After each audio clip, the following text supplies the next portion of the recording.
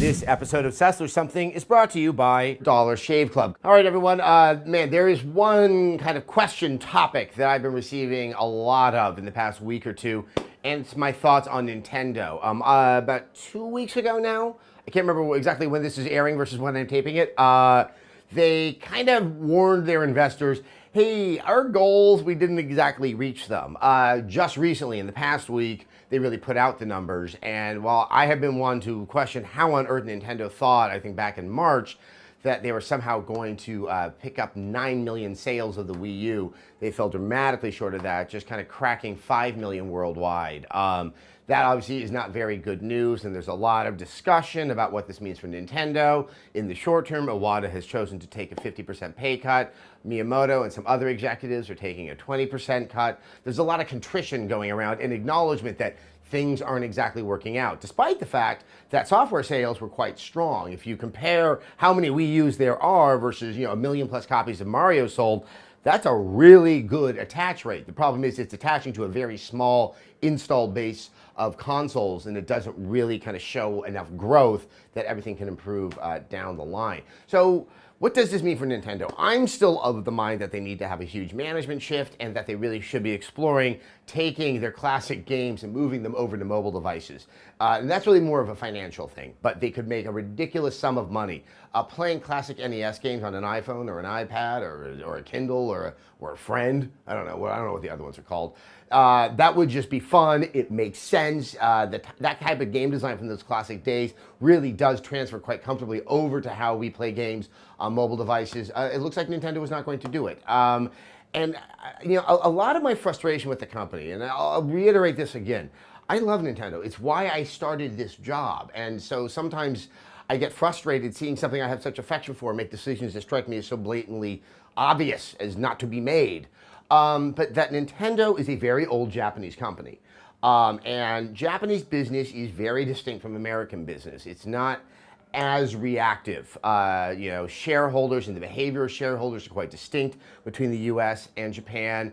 And what really can happen is the company's decision-making becomes very, very insular.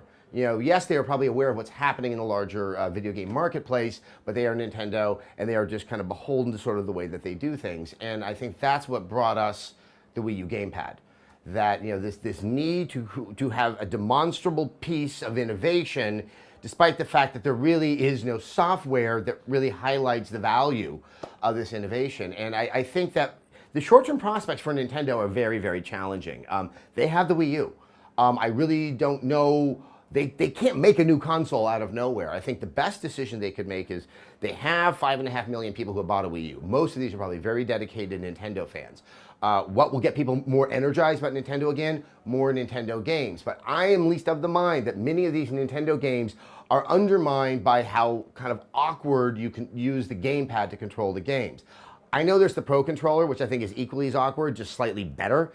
I think a brand new controller, one that is more in step with what controllers for the PlayStation 4 and the Xbox One, or even the Sega Saturn, something like that allows for more traditional game design will really facilitate more traditional, rich Nintendo games to be made and to come on the device. They need to really focus on that core Nintendo group and stop chasing after, in the short term, all the casual gamers that made the original Wii such a success. Problem is, that just can't happen overnight, and it makes me wonder if perhaps just kind of recognizing that the Wii U is not a success, as Sega had to do both with the Dreamcast and the Saturn, let it kind of continue for a little bit, but really start looking at what the next step is. And ideally, it is a console that can be the second console to the PlayStation 4 or the Xbox One, something that is cheaper in price, that will always make those Nintendo games available, and is not at the outset trying to chase after that casual audience. The success of the Wii, we now can say, was a brilliant anomaly and not some kind of boilerplate roadmap for success. And probably the other thing Nintendo needs to do, they need to make a console they are not losing money on, because I think it's still going to be a long, hard road for where they have to go. Long term, further out there, I know they're talking about trying to get Nintendo things into stores. I know they've been very protective about the Mario and Zelda and all those kind of famous images that they have. They probably still need to make some money on the back end to help weather this rather bad period, but I do actually respect their desire to not want to make, you know, Mario so ubiquitous is what Disney did with Mickey Mouse back in the 1980s, where everyone's like, yeah, he looks kind of, he's everywhere. You know, the interesting thing they said, and their commitment to somehow still doing things the Nintendo way, which I think they really need to break from, they start talking about how they want to kind of look at health with the Wii U further down the line. And I think that's admirable. But it really belies some of the issues of Nintendo's thinking.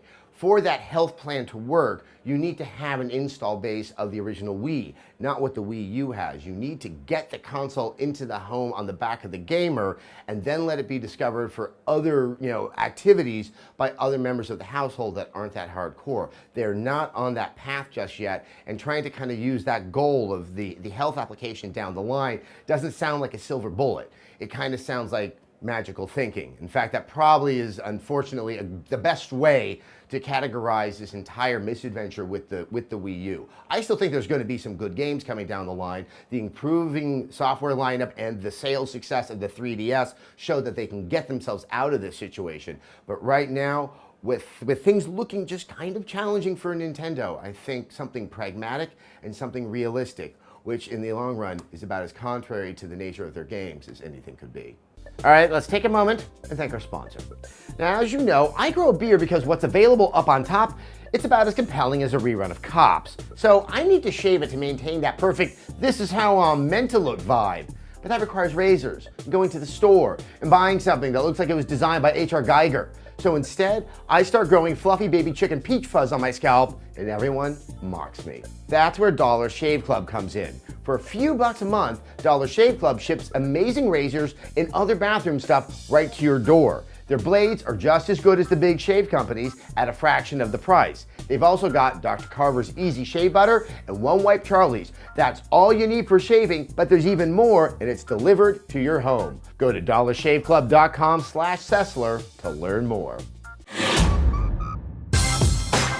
All right, I'm going to do some questions because this has actually been a slow news period. And so, yay, questions, why not? This is from Jeffrey.